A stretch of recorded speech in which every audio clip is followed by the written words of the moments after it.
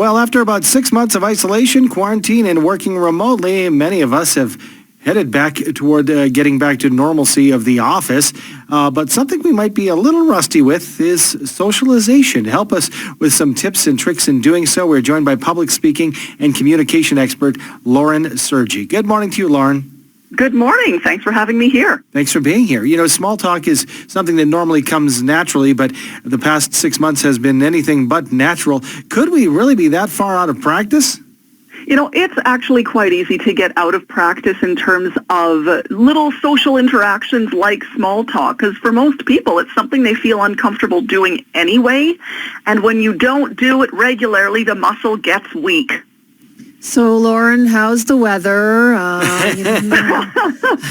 there some tips and tricks that you can help us with on maybe things that we shouldn't do and a couple of things that we should do to make it a little easier for us?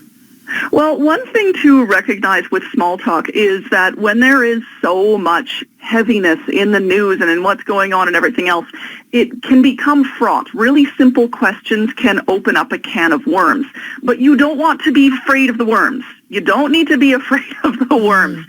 And an easy way to kind of get around dealing with those fraught questions is to indicate when you start the small talk that you want to keep it light.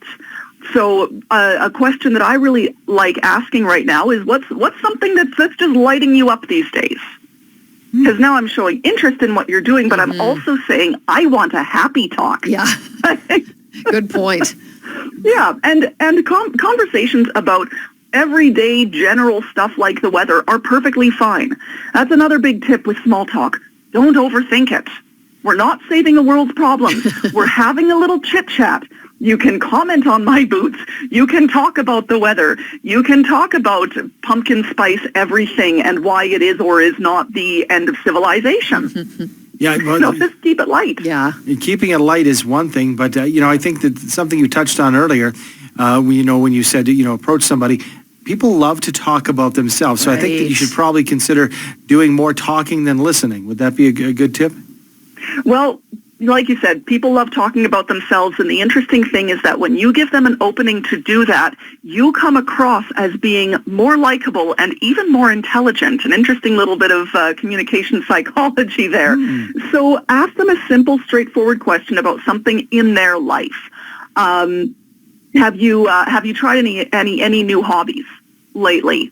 I'm really into macrame. What's something new that you've tried recently? And then just let them talk for a while. And a really powerful conversation continuer in small talk is quite simply, tell me more. Tell me more about that thing you're doing. Okay. I would love to tell you more about myself. Are there some body language signs, that we need to watch for too? It never fails. You go to a party and someone corners you and you want to kind of go and talk to a bunch of different people, but you're stuck with this one person. How do we know as the person having a conversation that we're maybe monopolizing them? It's time. If they start to look around a great deal, so they're now looking not at you, but past you. They're looking for an exit. That's a pretty straightforward way of looking at it. Or if the answers start to become shorter, a little more succinct, and lots of yeah, then they're looking for an out. Pay attention to that, and don't be a monopolizer, right? Exactly. Yeah. These are little, quick, nice, light human interactions. We need them for our own social health, but keep them light and keep them brief.